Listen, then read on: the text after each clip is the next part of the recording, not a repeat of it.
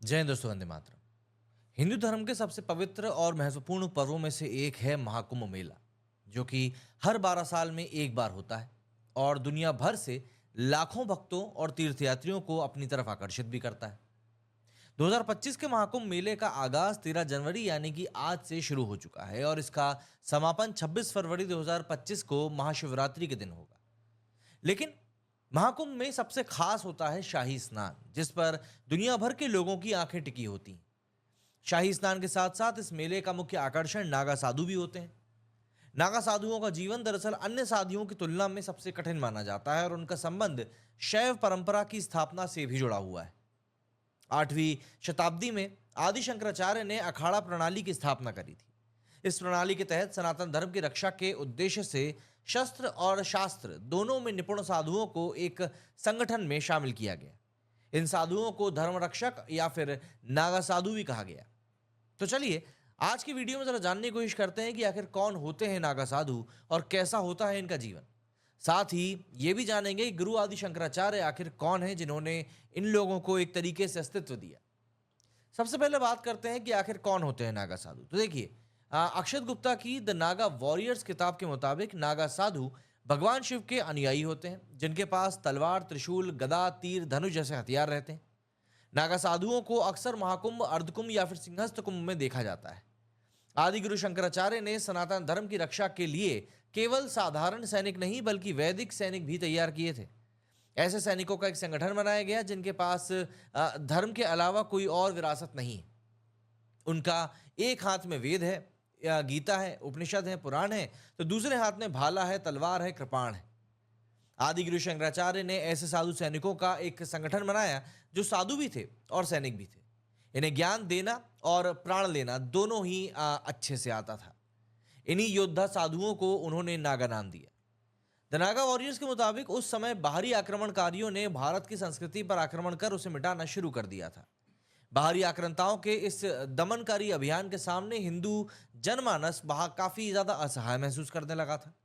इसी के परिणाम स्वरूप मंदिर तोड़े जाने लगे और धार्मिक ग्रंथों को खत्म किया जाने लगा, ताकि आने वाली पीढ़ियों के लिए ज्ञान के मार्ग को अवरुद्ध किया जा सके। लेकिन इसी दुर्गति काल के लिए आदिगुरु शंकराचार्य ने नागा साधुओं के रूप में वैदिक योद्धाओं की सेना तैयार करी थी, जो कि धर्म की रक्षा कर सके। अब आदि शंकराचार्य ने कैसे तैयार किए थे, तो देखिए, नागा वॉरियर्स किताब के ही मुताबिक नागा योद्धाओं की सेना तैयार करने के पीछे आदिगुरु शंकराचार्य का लक्ष्य एकदम साफ था। भारतवर्ष की आत्मा, अध्यात्म और उनके मन दर्शन की रक्षा करना, उस देश में सांस्कृतिक विरासत और इसकी पुरातन धरोहरों की रक्षा करना। उन्होंने नागाओं को बाहरी आक्रमण से उनके पवित्र धार्मिक स्थलों, धार्मिक ग्रंथों और आध्यात्मिक ज्ञान की रक्षा की जिम्मेदारी भी सौंपी थी। आदि गुरु शंकराचार्य भारत के लोगों को यह संदेश देना चाहते थे कि जब तक एक हाथ में शास्त्र के साथ साथ दूसरे हाथ में शस्त्र ना हो, तब तक धर्म की रक्षा नहीं की जा सकती। आखिर में बाद में आदि गुरु शंकराचार्य ने अपने संदेश को भारतवर्ष के कोने कोने में फैलाने और लोगों को अपनी सांस्कृतिक सभ्यता और धर्म की रक्षा की खातिर युद्ध भूमि में उतरने के लिए प्रेरित करने के उद्देश्य से नागा साधुओं को भेजा था। अब देखिए, नागा साधुओं के बारे में हम जब भी बात करते हैं तो लोगों के मन में ये एक बात जरूर आती है कि आखिर ये बनते कैसे हैं। तो देखिए, दिल्ली विश्वविद्यालय के प्रोफेसर युथिका मिश्रा के मुताबिक भारत में नागा साधुओं का इतिहास बहुत पुराना है, लेकिन आज भी इनका जीवन आम लोगों के लिए किसी रहस्य से कम नहीं है। भारत में लगने वाले सबसे अलग रंगों में से एक सबसे रहस्यमयी रंग होते हैं जो कि आपको महाकुंभ में देखने को मिलते हैं। और महाकुंभ में आपको नागा साधु काफी अलग अलग तरीके से दिखाई देंगे। नागा साधु जिनका कि संबंध शैव परंपरा से है, सनातन परंपरा की रक्षा करना और इस परंपरा को आगे बढ़ाने के लिए अलग अलग सन्यासी अखाड़ों के में हर महाकुंभ के दौरान नागा साधु बनने की प्रक्रिया अपनाई जाती है। संतों के 13 अखाड़े हैं: निरंजनी अखाड़ा, जूना, महानिर्वाणी, अटल, आवान, आनंद, अग्नि, नागपंथी, गोरखनाथ, वैष्णव, उदासीन, पंचायती, बड़ा अखाड़ा, उदासीन, नया अखाड़ा, निर्मल, पंचायती अखाड़ा और निर्मोही अखाड़ा। इनमें से 7 अखाड़े ही नागा साधु बनते हैं। यह है जूना, महानिर्माणी, निरंजनी, अटल, अग्नि, आनंद और अवाहन अखाड़ा। नागा साधु बनने की प्रक्रिया काफी कठिन होती है और करीब करीब 12 साल लंबी होती है। नागा साधुओं के पंथ में शामिल होने की प्रक्रिया में लगभग 6 साल लग जाते हैं। इस दौरान नए सदस्य एक लंगोट के अलावा और कुछ नहीं पहनते। कुंभ मेले के में अंतिम प्रण लेने के बाद वे लंगोट भी त्याग देते हैं और जीवन भर यूं ही नग्न अवस्था में दिगंबर रहते हैं। अब नागा साधु स्वयं का करते हैं पिंडदान, इस तरह की बातचीत काफी समझ में आती है। तो देखिए, अखाड़े में प्रवेश के लिए व्यक्ति का चयन गहन जांच पड़ताल के बाद ही किया जाता है। सबसे पहले उसे लंबे समय तक ब्रह्मचारी के रूप में अपना जीवन बिताना होता है। इसके बाद उसे महापुरुष और फिर अवधूत का दर्जा दिया जाता है। अंतिम प्रक्रिया महाकुंभ के दौरान पूरी होती है, जहां उसका स्वयं का पिंडदान और दंडी संस्कार संपन्न किया जाता है, जिसे बिजवान कहा जाता है। इसके बाद इसे अंतिम परीक्षा से गुजरना होता है, जिसमें कि वो दिगंबर और फिर श्री दिगंबर बनाया जाता है। दिगंबर नागा एक लंगोट पहन सकता है, जबकि श्री दिगंबर को पूरी तरह से नग्न रहकर ही जीवन यापन करना होता है। इसके बाद इनके 5 गुरु भगवान शिव, भगवान विष्णु, शक्ति सूर्य और श्री गणेश स्वीकारने होते हैं। इसके बाद नागा साधुओं के बाल मुंडाए जाते हैं और कुंभ के दौरान उन्हें गंगा नदी में 108 डुबकियां भी लगानी पड़ती हैं। ऐसे में सवाल उठता है कि क्यों कहा जाता है आखिर नागा साधुओं को धर्म रक्षक। दरअसल नागाओं का पराक्रम इतिहास के पन्नों में पहली बार 1757 में गोकुल के युद्ध के रूप में दर्ज किया गया था। द नागा वॉरियर्स के मुताबिक 111 नागा साधुओं ने अहमद शाह अब्दाली के नेतृत्व वाली अफगान सेना को हराया था। वहीं नागा साधुओं के 2 योद्धा अजा और शंभू 4000 अफगान सिपाहियों, 200 घुड़सवारों, 100 ऊंट सवारों और 20 तोपों के सामने एक मजबूत दीवार की तरह डट गए थे। इस बर्बर अफगान सेना का नेतृत्व सरदार खान कर रहा था, जो कि मंदिरों को ध्वस्त करके और भारत में नरसंहार करने के इरादे से आ रहा था। अब देखिए, यहां पर बात ये उठती है कि अहमद शाह अब्दाली एकदम क्रूर इंसान था, निर्दयी था और रक्त पिशाच अगर उसको कहें तो कोई छोटा शब्द नहीं है। 1757 में अहमद शाह अब्दाली भारतीय मंदिरों और संस्कृति को ध्वस्त करने के इरादे से आगे बढ़ रहा था।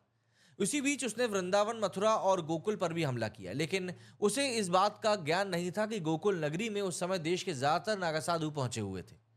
उस समय गोकुल को जीतने की जिम्मेदारी अहमद शाह अब्दाली के ने अपने सेनापति सरदार खान को दे रखी थी, जो अपने 4000 सैनिक लेकर गोकुल की ओर बढ़ रहा था।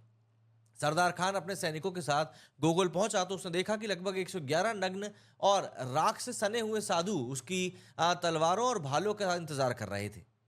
सरदार खान ने उन पर हंसते हुए अपने सैनिकों से कहा कि वे दोपहर के भोजन से पहले उन्हें खत्म कर दें, क्योंकि उसे लगा कि ये नग्न लोग आखिर उसकी परिष्कृत और एक तरीके से काफी ट्रेंड सेना का सामना क्या ही कर पाएंगे।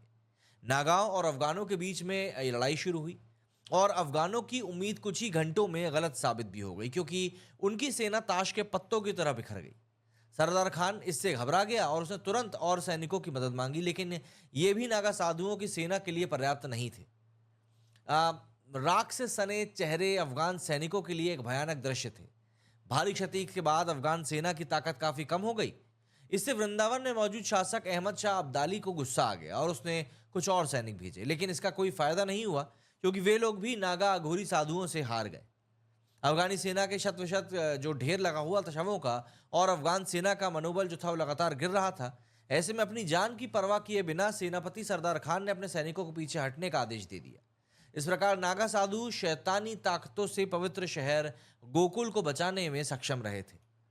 अहमद शाह अब्दाली की बात करें तो आपको ये समझना पड़ेगा कि अहमद शाह अब्दाली अफगानी सेना का सेनापति था, जो कि सन 1748 ईस्वी तथा सन 1768 के बीच में अहमद शाह अब्दाली के हिंदुस्तान के विरुद्ध 7 चढ़ाइयां जो करी थी उसमें शामिल था। मुख्य रूप से यह आक्रमण उसने हिंदुस्तान पर अफगानिस्तान का वर्चस्व स्थापित करने के लिए किया था। अहमद शाह अब्दाली को दुर्रे दुर्रानी मतलब युग का मोती कहा जाता था। उसका आक्रमण 1747 ईस्वी में मुगल शासक मोहम्मद शाह के काल में भी हुआ था। अब नागा साधुओं के बारे में बात करें, किन स्थानों पर बनाए जाते हैं, तो देखिए, कुंभ का आयोजन हरिद्वार, उज्जैन, नासिक और प्रयागराज में, जहां गंगा, यमुना और सरस्वती के संगम होते हैं, 4 पवित्र स्थानों पर किया जाता है। इसलिए नागा साधु बनने की प्रक्रिया भी इन्हीं 4 जगहों पर होती है। पुराणों के मुताबिक इन्हीं 4 जगहों पर अमृत की बूंदें गिरी थी। तब से आज तक कुंभ का आयोजन इन्हीं 4 अलग अलग जगहों पर किया जा रहा है। अलग अलग जगहों पर नागा साधुओं की दीक्षा लेने वाले साधुओं को अलग अलग नाम से जाना जाता है। जैसे प्रयागराज में दीक्षा लेने वालों को नागा कहते हैं, हरिद्वार में दीक्षा लेने को बर्फानी नागा कहते हैं, उज्जैन में दीक्षा लेने वाले को खूनी नागा कहते हैं, वहीं नासिक में दीक्षा लेने वाले को खिचड़िया नागा कहते हैं। नागा साधुओं का जीवन वैसे ही बहुत रहस्यमयी होता है। कुंभ के बाद वे कहीं गायब से हो जाते हैं। कहा जाता है कि भाई नागा साधु जंगल के रास्ते देर रात में यात्रा करते हैं, इसलिए किसी को नजर नहीं आते। नागा साधु समय समय पर अपनी जगह बदलते रहते हैं, इस कारण इनकी सही कंडीशन या सही जगह का पता लगा पाना भी काफी मुश्किल होता है। ये लोग गुप्त स्थान पर रहकर ही तपस्या करते हैं। अगर हम श्रृंगार और आभूषण की बात करें तो नागा साधुओं का श्रृंगार बहुत ही खास और अनोखा होता है। शरीर को सजाना नागा साधुओं के अनुष्ठान का हिस्सा है। भगवान शिव के करीब महसूस करने के लिए वे अपने शरीर पर विभिन्न प्रकार की आध्यात्मिक चीजें पहनते हैं, जैसे कि भस्म, फूल, रुद्राक्ष की माला, माथे पर तिलक लगाते हैं, लंगोट, हाथ में हथियार, संगीत के लिए चिमटा, यानी कि मतलब एक तरीके से आप देखें तो ये अपने आप को शिव जी जैसा ही मानते हैं। और फिर जटाएं, मतलब कि लंबे बाल तो होने ही है। एक्चुअली में भारत में जो विविधताएं हम लोग देखते हैं ना, वो विविधताएं सिर्फ ऐसी ही नहीं है। इन्हीं सब चीज़ों के कारण मिलकर कहीं ना कहीं एक ऐसी विविधता उत्पन्न होती है। आप ज़रूर बताइएगा आपका इस बारे में क्या कुछ कहना है। मेरे इस वीडियो में फिलहाल इतना ही। जय हिंद, जय भारत।